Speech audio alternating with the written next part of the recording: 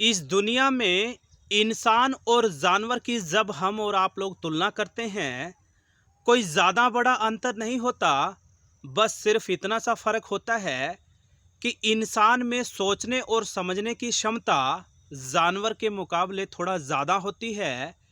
लेकिन साथियों, आज की हमारी घटना कहानी में भी कुछ यूं ही हुआ, जिसमें देखने और दिखने में तो वो इंसान लगते थे, लेकिन उन लोगों ने जो जघन्य अपराध और कृत्य करा, वाकई में ही उसके बाद तमाम लोग उन लोगों को इंसान न कहकर जानवर कहकर बुला रहे हैं। तो साथियों, स्वागत है आप सभी का आज की एक और नई घटना कहानी में, एक और नई वीडियो में। मैं हूं आपका अपना सुशील कश्यप, हरियाणा से। और आज की जो सनसनीखेज घटना और कहानी लेकर के मैं आप लोगों के समक्ष आया हूं, दरअसल वो घटना कहानी संबंधित है उत्तर प्रदेश से। उत्तर प्रदेश की राजधानी है लखनऊ, और उसी लखनऊ शहर का रहने वाला है अशोक कुमार। वही अशोक कुमार जो कि उत्तर प्रदेश सरकार में वरिष्ठ पीसीएस अधिकारी है, और उसकी इकलौती बेटी है जिसका नाम है वंदना। उम्र की बात करें तो लगभग 20 से 22 साल बताई जा रही है, जो कि पढ़ी लिखी भी है, साथ ही साथ दिखने और देखने में बेहद ज़्यादा खूबसूरत बताई जा रही है। वंदना इतनी ज़्यादा खूबसूरत है कि कोई भी व्यक्ति उसकी खूबसूरती पर फिदा हो सकता है। कोई भी व्यक्ति उसको पहली नज़र में यदि देखेगा तो उसका ही होने को दिल चाहेगा, उसकी ओर आकर्षित होता चला जाएगा। और चूंकि वंदना बीते कुछ सालों से मानसिक तौर पर बीमार चल रही है, और अपने पिता अशोक कुमार की सलाह पर नज़दीकी जाने माने हॉस्पिटल में उनका उपचार चल रहा है, जिसके लिए आए दिन उनको रूटीन चेकअप के लिए जाना पड़ता है। और जिस दिन की एक घटना और कहानी है, उस दिन भी दरअसल वंदना नाम की वो खूबसूरत लड़की हॉस्पिटल में रूटीन चेकअप के लिए गई हुई थी। मैं बात कर रहा हूँ 5 दिसंबर 2023 की सुबह, लगभग 9 से 10 बजे का समय रहा होगा। जैसे ही वंदना हॉस्पिटल में एंट्री करती है, तो वहाँ पर वार्डन के माध्यम से वंदना को ये सूचना दी जाती है कि डॉक्टर साहब के साथ जो आप लोगों की मीटिंग थी, उसमें डिले कर दिया गया है। 1 घंटे बाद आप डॉक्टर साहब से मिल सकते हैं, उनसे बातचीत कर सकते हैं। तो कहीं न कहीं वंदना हॉस्पिटल के बाहर जो चाय की टपरी थी, उसी चाय की टपरी पर बैठकर चाय की चुस्कियाँ लगाने लगती है। और जैसे ही चाय की चुस्कियाँ लगा रही थी, तो वंदना का दिमाग ये उस फ़ोन पर जाता है, और देखती है कि मोबाइल फ़ोन में बैटरी नहीं है, मात्र 2% बैटरी शेष बची है। और वो जो चाय की ठेली के संचालक थे अमित मिश्रा, उनको बोलती है कि भैया, मेरे मोबाइल फ़ोन की बैटरी कम है, क्या मैं अपना फ़ोन यहाँ पर चार्ज कर सकती हूँ? अमित मिश्रा बोलता है कि मैडम घबराइए मत, मैं आपके फ़ोन को सामने ही खड़ी एम्बुलेंस में लगा आता हूँ। जब चार्ज हो जाएगा, निश्चित तौर पर आप किसी से भी बात कर सकती हैं, अपने फ़ोन को वापस ले सकती हैं। और देखते ही देखते 20 से 30 मिनट का समय बीत जाता है, और वंदना फिर उठ खड़ी होती है और बोलती है कि भैया ज़रा मेरा फ़ोन वापस दे दीजिए, मुझे किसी को फ़ोन करना है, डॉक्टर साहब से अंदर जाकर मिलना भी है। अमित जैसे ही खड़ा होकर देखता है कि ना तो एम्बुलेंस है और ना ही एम्बुलेंस का चालक वहाँ है, और जैसे ही इस बात की खबर वंदना को लगती है, तो वंदना परेशान और निराश हो जाती है। अमित तुरंत प्रभाव से अपने फ़ोन से उसी एम्बुलेंस के चालक को फ़ोन करता है कि भाई साहब आप कहाँ हैं? मोबाइल फ़ोन आपकी गाड़ी में रह गया है। और एम्बुलेंस का चालक बोलता है कि मैं वहाँ से निकल चुका हूँ, यदि आपको ये मोबाइल फ़ोन लेना है तो फ़लाँ फ़लाँ जगह पर आ जाइए, मैं वहाँ पर खड़ा हूँ। वंदना चूँकि मजबूर हो चुकी थी, लाचार हो चुकी थी, वो ऐसा फ़ैसला ले लेती है जो फ़ैसला शायद उसको नहीं लेना चाहिए था, और अमित मिश्रा के साथ बैठकर सीधा पहुंच जाती है उसी जगह जिस जगह की लोकेशन एम्बुलेंस के चालक ने उनको दी थी, बताई थी। लेकिन जैसे ही अमित मिश्रा नाम का वो ठेले का चालक साथ ही साथ वंदना वहां पहुंचते हैं, तो ये देखकर आश्चर्यचकित रह जाते हैं कि ना तो एम्बुलेंस वहां थी, ना ही एम्बुलेंस का चालक वहां था।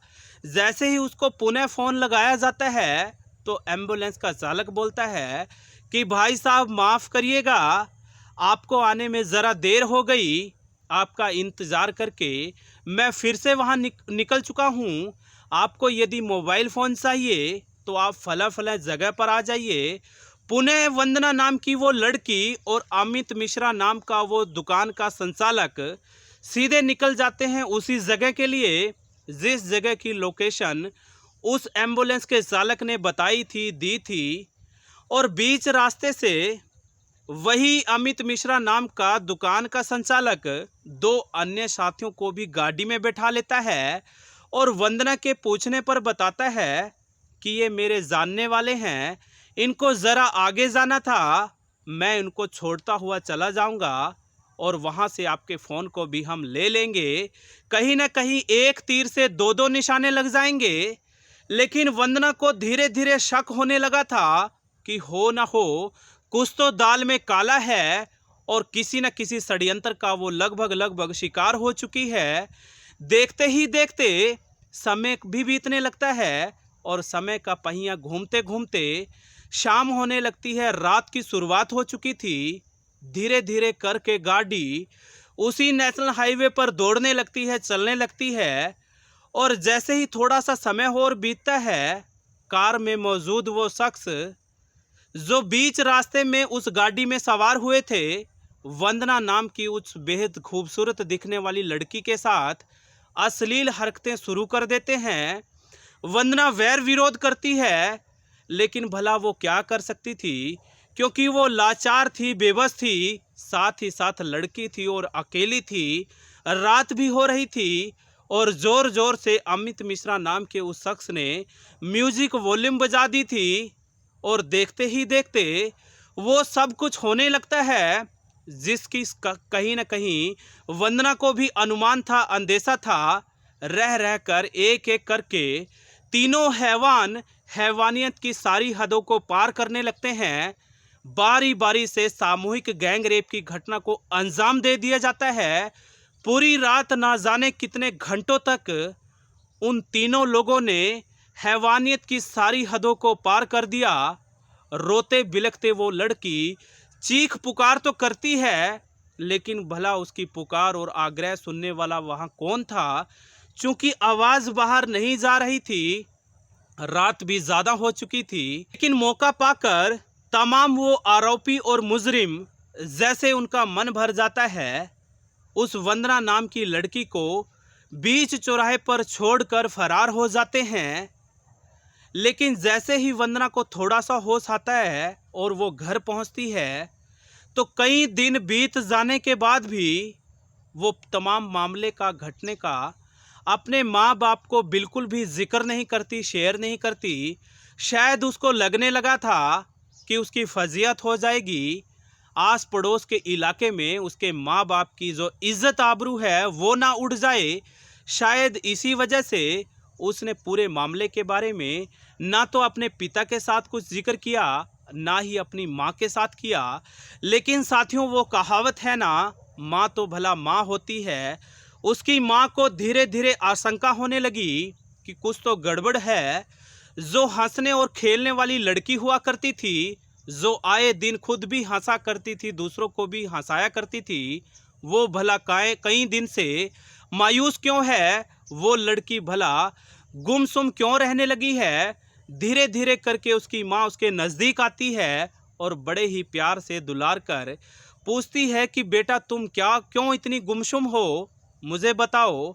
और जैसे ही वो वंदना नाम की लड़की तमाम घटना खुलासा अपनी माँ के साथ करती है, अपने पिता के साथ भी तमाम बातों को साझा कर दिया जाता है।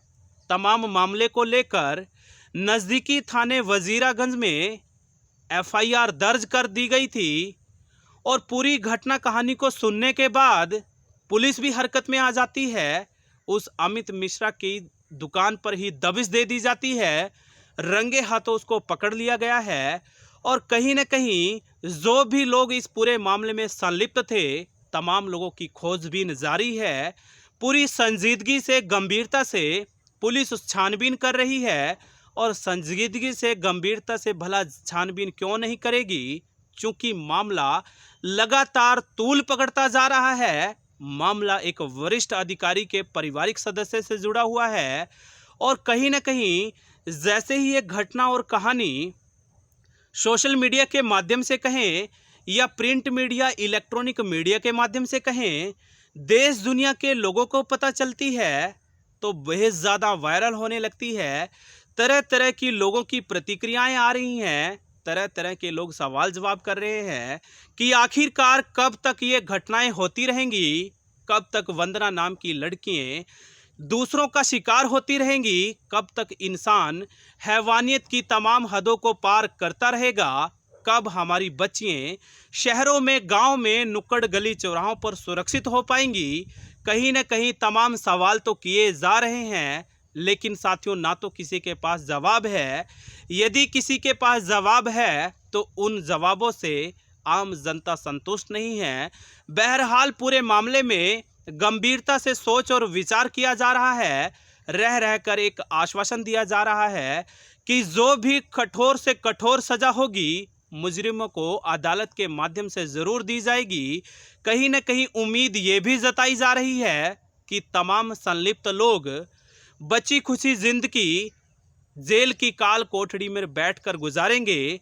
वहीं काल कोठड़ी में बैठकर अपने किए गए जघन्य अपराधों का पछतावा करेंगे। इस घटना कहानी ने लोगों को झकझोर कर रख दिया, लोगों को सोचने समझने पर मजबूर कर दिया कि किस किस तरीके से लोग घटना कहानियों को अंजाम दे रहे हैं और इस तरीके की घटनाओं को अंजाम देते हुए उन लोगों को रत्ती भर भी नहीं लगता कि ये लड़की भी किसी की बहन होगी, ये बच्ची भी किसी की बेटी होगी, ये बच्ची भी किसी की बहू बनेगी, ये बच्ची भी किसी की आने वाले समय में माँ बनेगी। साथियों, कहीं ना कहीं इस तरीके की लड़कियों को भी सोच समझकर फैसला लेने की ज़रूरत है ताकि इस तरीके की घटना कहानियाँ समाज में ना घटें। बहुत बड़ा मैसेज और संदेश लगातार वायरल हो रहा है। लेकिन साथियों, इस पूरे मामले में वंदना नाम की लड़की शिकार तो हुई, बहुत सारी वंदना को सीख दे गई, बहुत सारी वंदना को इस तरीके से शिकार होने से बचा देगी। बहुत बहुत शुक्रिया। ये थी आज की घटना कहानी। कैसे लगी ज़रूर बताइएगा। फिर हाजिर होऊंगा एक और नई घटना कहानी के साथ। बहुत बहुत शुक्रिया। आप सब साथियों का आभार। धन्यवाद।